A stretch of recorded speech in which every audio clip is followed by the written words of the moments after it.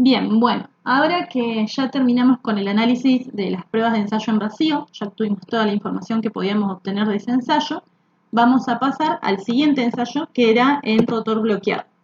Lo que estamos viendo acá en el gráfico es el circuito equivalente para el ensayo en rotor bloqueado de este motor trifásico. Acordémonos igual que todos los circuitos equivalentes que vemos salen de un circuito equivalente monofásico, es decir, este circuito representa a una sola de las fases del motor trifásico para el ensayo en rotor bloqueado. Para resolver esta parte del ejercicio vamos a tener que usar esta fórmula, que son la potencia o las pérdidas en rotor bloqueado, es lo mismo, que era igual a 3 por la tensión de fase por la corriente de fase por el coseno del ángulo entre esta tensión y esta corriente para el ensayo en rotor bloqueado. Entonces, analicemos un poquito esta fórmula. Tenemos las pérdidas en rotor bloqueado son igual a 3 por la tensión de fase por la corriente de fase por el coseno del ángulo en rotor bloqueado. Si vemos con un poquito de detalle, la potencia o la pérdida en rotor bloqueado eran datos, eran 59,4 watts y nos la dan en el enunciado del ejercicio. Este 3 es de la fórmula. La tensión de fase nos pasa lo mismo que en el ejercicio anterior, no la conocemos, lo que sí conocemos es la tensión de línea. Y nosotros sabemos que la tensión de fase es la tensión de línea dividido raíz de 3. Por lo tanto, acá, en vez de poner tensión de fase, vamos a poner su equivalente tensión de línea dividido raíz de 3. La corriente de fase sería esta corriente que está acá y coincide con la corriente de línea que nos habían dado en el enunciado. Entonces acá lo que vamos a poner es la corriente a rotor bloqueado que nos daban, que era de 2,77 amperes. Y este ángulo phi no lo conocemos, pero todo lo otro sí lo conocemos, por lo tanto lo podemos despejar de la ecuación y calcular este valor. Esta tensión de línea que vemos acá, que era la que habíamos reemplazado de esta fórmula, vendría a ser la tensión de línea para el ensayo en rotor bloqueado. Entonces sería la tensión NRB, que nos la habían dado también y eran 27 volts.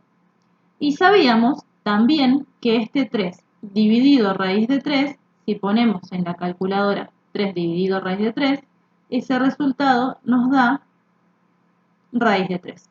Entonces, esta sería la fórmula final con la que vamos a trabajar. Como la potencia o la pérdida en rotor bloqueado, la tensión para rotor bloqueado y la corriente para rotor bloqueado los conocemos, vamos a despejar el coseno phi.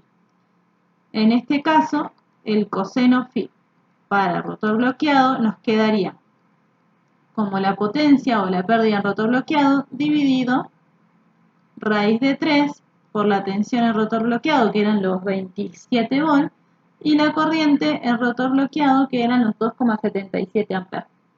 Cuando hacemos toda esta cuenta, vamos a encontrar que el coseno phi en rotor bloqueado es de 0,459 o 0,46.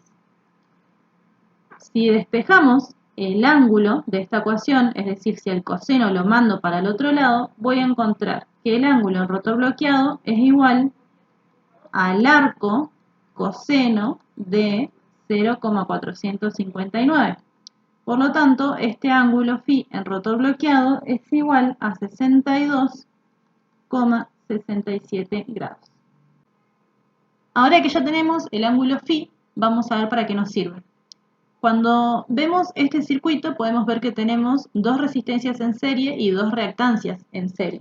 Por lo tanto, podríamos decir que un equivalente de este circuito sería algo así, donde acá tenemos una resistencia equivalente en rotor bloqueado, que sería R1 más R2, y acá tenemos una reactancia equivalente en rotor bloqueado que estaría formada por X1 y X2.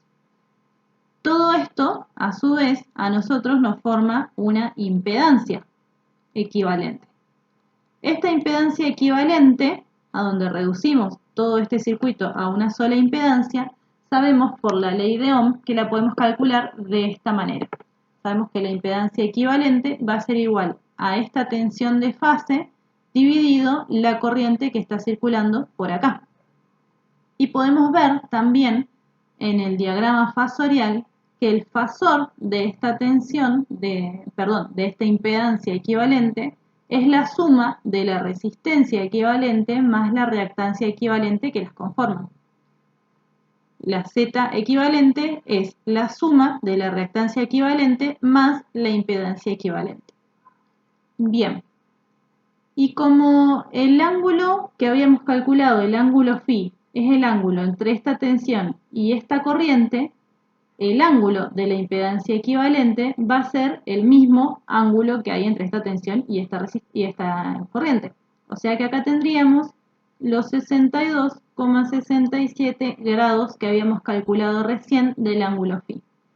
Por lo tanto, lo que podemos lograr de todo este análisis es calcular la resistencia equivalente, que podemos ver que va a ser la Z equivalente por el coseno de este ángulo.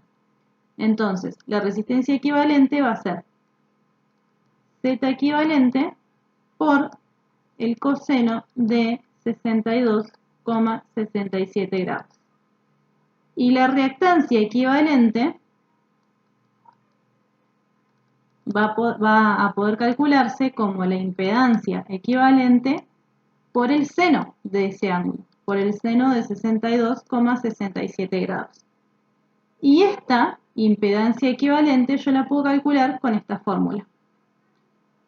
Z equivalente yo sé que es igual a la tensión de fase, pero nosotros no conocemos la tensión de fase.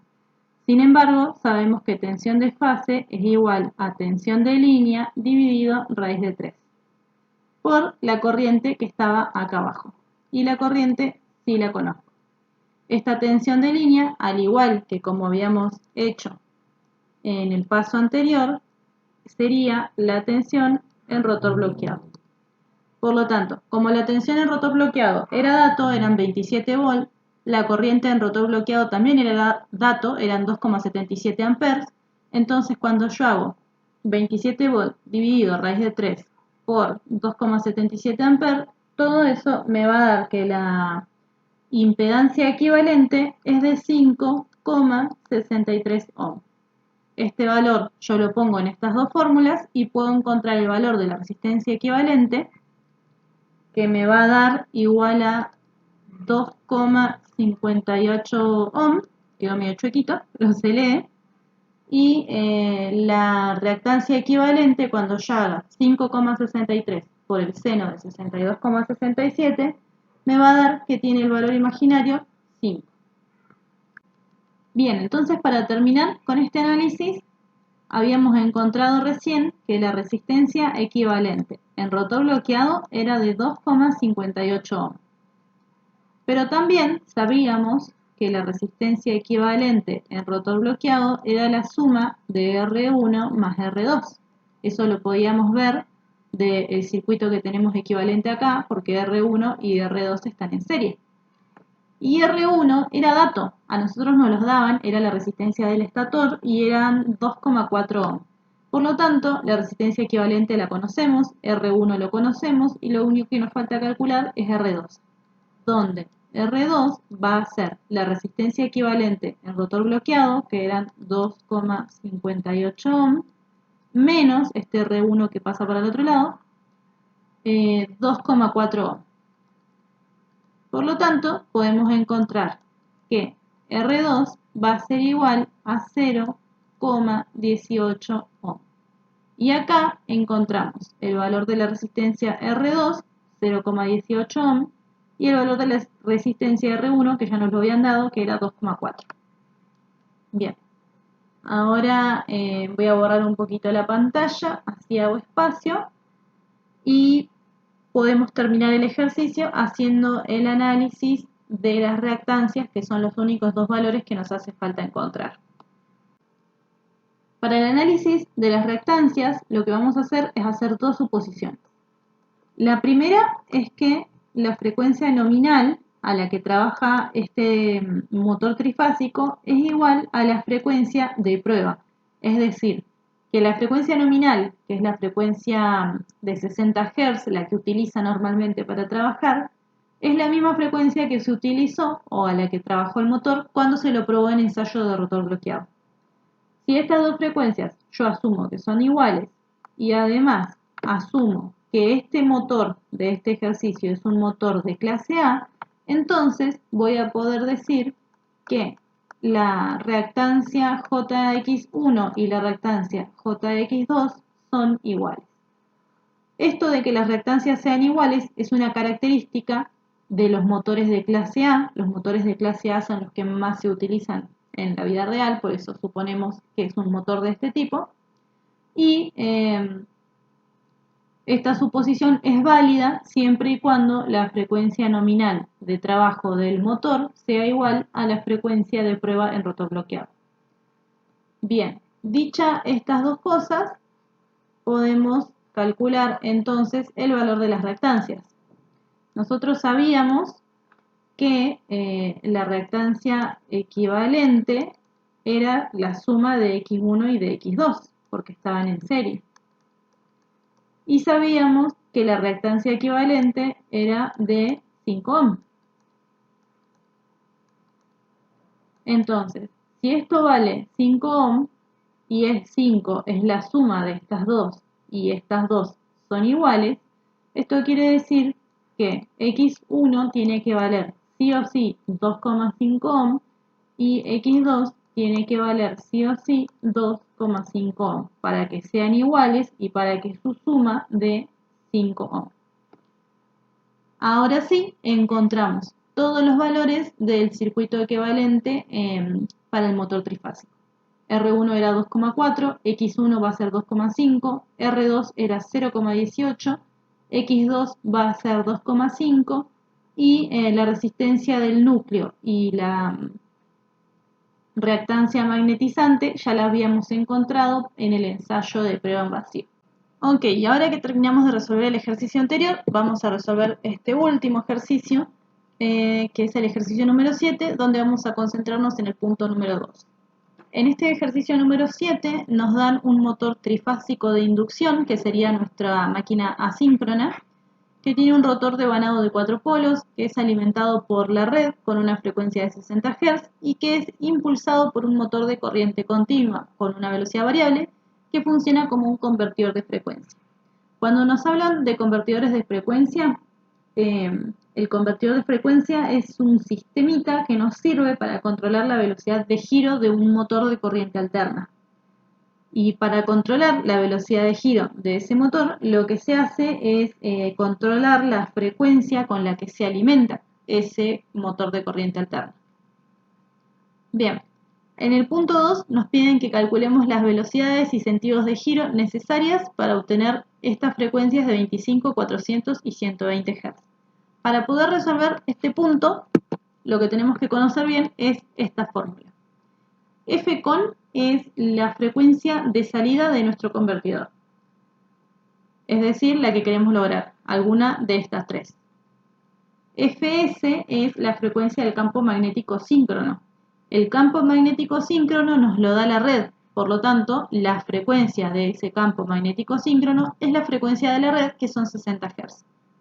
Ncon es la velocidad angular de salida del convertidor y Nsync es la velocidad angular síncrona que está dada por la velocidad de giro de este motor de corriente continua.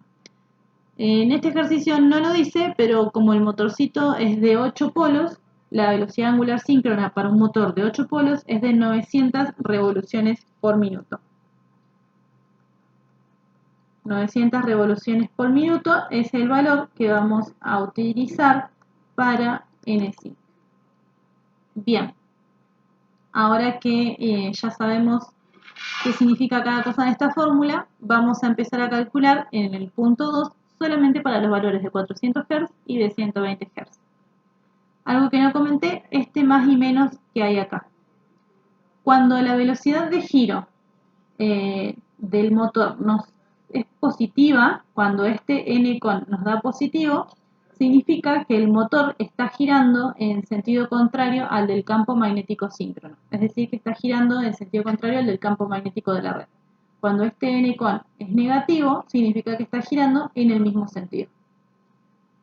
Ahora, para el caso de los 400 Hz.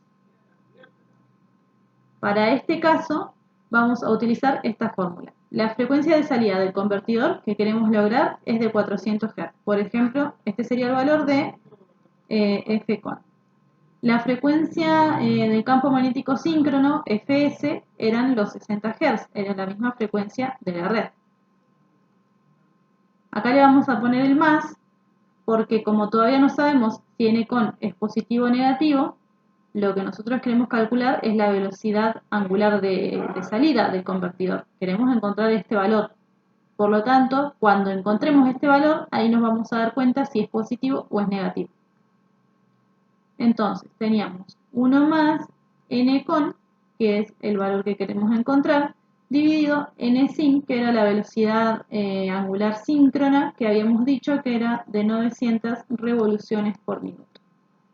Bien, despejando esto de acá, esto que está multiplicando lo paso para allá dividiendo, entonces voy a encontrar 400 Hz dividido 60 Hz va a ser igual a 1 más la velocidad de giro del convertidor dividido los 900 revoluciones por minuto. Este 1 va a pasar restando para allá y este 900 que va a quedar dividiendo va a pasar multiplicando hacia el otro lado. Una vez que yo haga todos esos pasos que son solamente matemática, voy a encontrar que Ncon para conseguir una velocidad de 400 Hz va a ser de 5094 revoluciones por minuto. Y como este resultado es positivo, voy a concluir que el sentido de giro es contrario al del campo magnético síncrono. Bien, y ahora para el otro caso de 120 Hz, hacemos exactamente lo mismo. Lo único que cambia es esta frecuencia de salida, que era la Fcon. Antes era de 400 Hz, ahora va a ser de 120 Hz. Haciendo exactamente las mismas cuentas, vamos a encontrar que la velocidad de salida, para este caso, va a ser de 900 revoluciones por minuto. Y como este caso también es positivo, vamos a concluir que en esta situación el motor también está girando en el sentido contrario del campo magnético síncrono. Si hubiésemos hecho todas estas cuentas con 25 Hz, hubiésemos encontrado acá un resultado negativo y hubiésemos concluido que el sentido de giro era en la misma dirección que el giro del campo magnético síncrono. Bien, y acá termina este ejercicio. No hay nada más que podamos analizar, así que este sería el trabajo práctico de máquinas asíncronas.